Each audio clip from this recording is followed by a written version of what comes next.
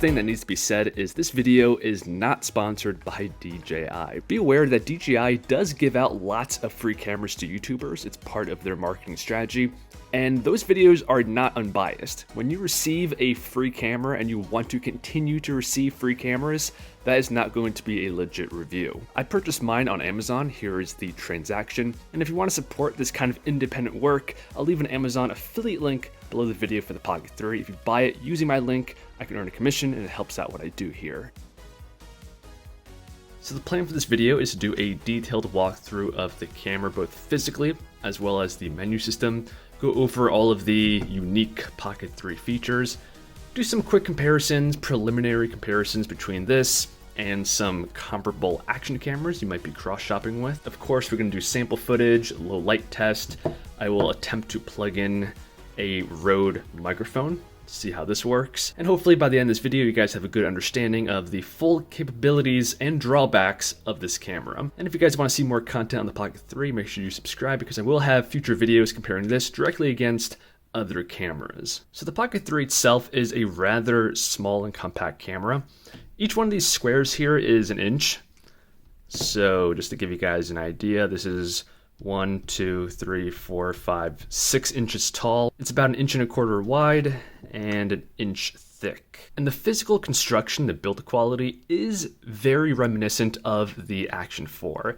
It's a tough, durable, kind of rubbery plastic material. And the gimbal itself, it kind of locks in place. You can physically manipulate it, but it does feel pretty solid. Now every Pocket 3 comes with this bottom attachment, and all this does is give you a 1/4 inch tripod mount and relocates the USB-C port to the back. That's all this does. It's not a battery, doesn't have a wireless transmitter. It just attaches to the bottom like so, making the Pocket 3about 1.5 inches longer. So if you want to put the Pocket 3 just on a tripod, it now has to be this big. And I gotta say, I'm really not a fan of this. I wish they just included a tripod mount and put the USB Type-C port on the back. But moving on, to activate the camera, you flip the display.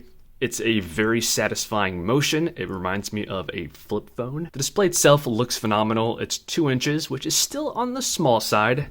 For comparison, it's a little bit smaller than an action camera. We have a joystick down here, which allows you to manipulate the gimbal. And if you double push the joystick, it recenters the gimbal. Extremely useful feature. And next to that, we have the record button, which can also function as a power on and off. So I believe if you hold down, yep, it turns off. And it kind of makes this noise, the gimbal, when it shuts off. Now, if you guys have ever used an action camera from DJI, the menu system here is identical with a few extra features added on. So for example, if you swipe up, this gives you the filming settings like 4K, the frame rate.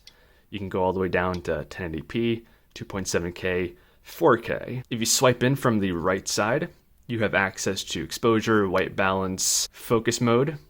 There's continuous, single point, and then object showcase. And then we also have settings for the external microphone. And again, this is all identical to the action line of cameras. You change the settings in the same exact manner. And when it comes to shooting modes, we have panorama, photo, video, low light, slow motion, and time lapse. Again, very similar to the Action 4.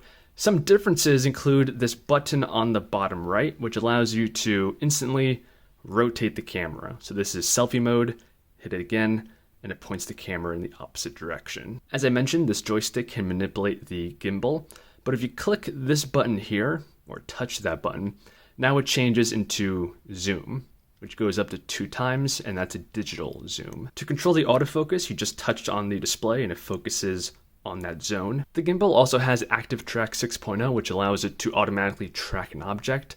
And the way you enable that is by double clicking on something.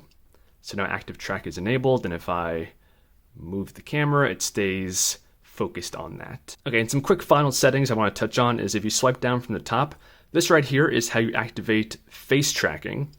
So if you flip the camera around, flip the camera, now it will automatically track and identify my face. This right here allows you to adjust the speed of the gimbal. I keep it on fast because even in this setting, it's really not that quick. But if you want the smoothest shots possible, you would put this on slow. And this icon on the bottom right allows you to change the gimbal mode. So follow is the default mode, and this, as you would imagine, follows left, right, up and down, but not in a twisting rotation. It keeps the horizon level. The next setting locks the tilt or the up and down motion of the camera.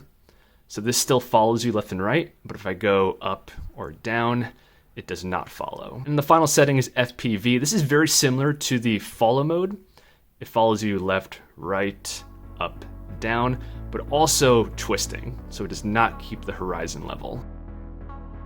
Alright, so that's all the settings you need to know about. Let's get out and do some shooting, beginning with a three-way comparison between the Pocket 3, the Action 4, and a smartphone. I think this is a legit comparison because the Pocket 3 doesn't really have any direct competition. It fits in somewhere between action cameras, smartphones, and even mirrorless cameras. So take a look at this footage and see which one you like the best.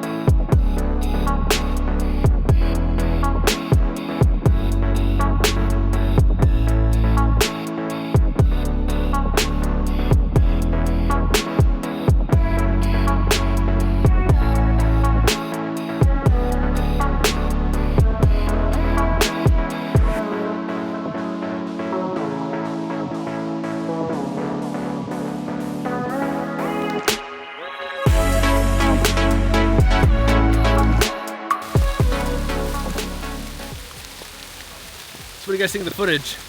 I think between the Pocket 3 and the Action 4, it's a pretty comparable image. Both have good dynamic range, colors, resolution, and the stabilization is also really good on both, even though they're done in two completely different ways.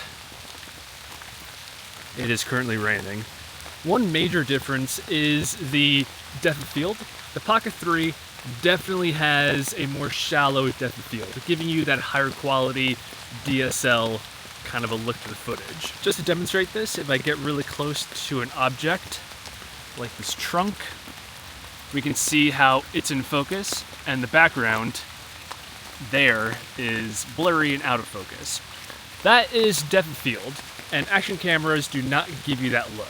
By the way, the Pocket 3 is not waterproof, but I'm currently getting it wet, and it is still functioning.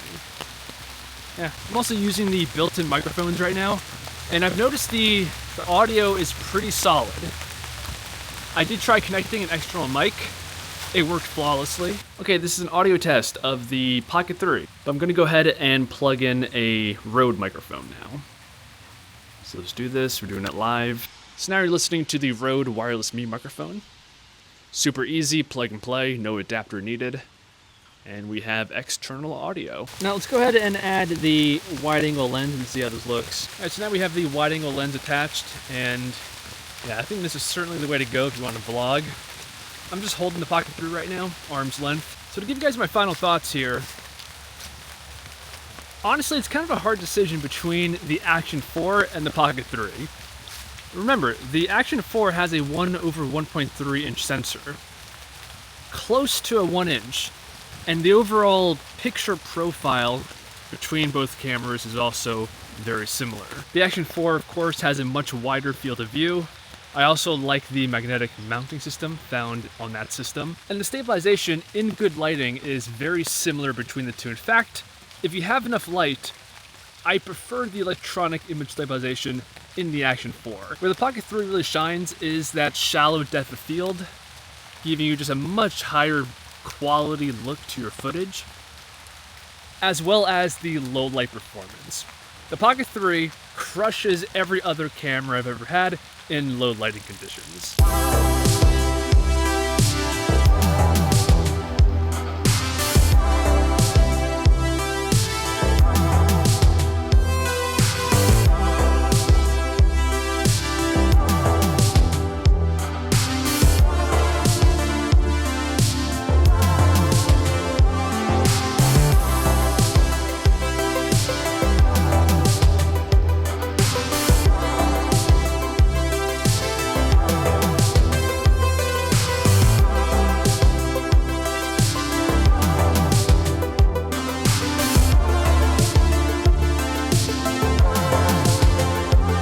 If you guys want to see more content on the Pocket 3, make sure you subscribe, leave a like, and I'll see you guys in the next one.